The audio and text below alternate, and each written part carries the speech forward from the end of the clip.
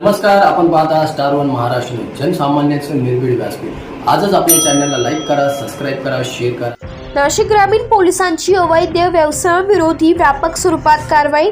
नाशिक ग्रामीण जिल्ह्यातील अवैध व्यवसायांचे समूळ उच्चाटन करण्यासाठी पोलीस अधीक्षक विक्रम देशपांडे यांच्या आदेशान्वये अप्पर पोलीस अधीक्षक नाशिक ग्रामीण आदित्य मिरखेलकर, अप्पर पोलीस अधीक्षक मालेगाव अनिकेत भारती यांच्या मार्गदर्शनाखाली जिल्ह्यातील पोलीस ठाणे निहाय अवैध व्यवसायाविरोधात दिनांक 27/6/2024 रोजी व्यापक स्वरूपात कारवाई करण्यात आली आहे। दिनांक 27/6/2024 रोजी अवैध व्यवसाय विरोधी कारवाईत नाशिक ग्रामीण व मालेगाव विभागातील पोलीस ठाणे हद्दीत अवैध गावठी हातभट्टीची दारू बनविणारी ठिकाणे, त्यामध्ये डोंगर, दऱ्या, नदी, नाले अशा अतिदुर्गम ठिकाणावर पायपीट करून त्यांचा शोध घेऊन छापे टाकण्यात आलाय।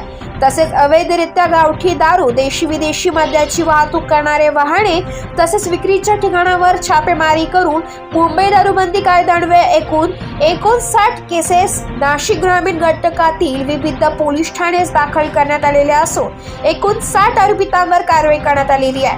तसेच सदर छापेमारीत एकूण 3,13,340 रुपयांचा मुद्देमाल जप्त करण्यात आलेला आहे। जिल्ह्यातील सर्व अवैध व्यवसाय हद्दपार करण्यासाठी अशा व्यवसायांची माहिती पोलिसांना कळवावी, असे आवाहन पोलीस अधीक्षक विक्रम देशपांडे यांनी केलेले आहे। स्टार वन महाराष्ट्र न्यूज साठी प्रतिनिधी इरफान पठाण, नाशिक।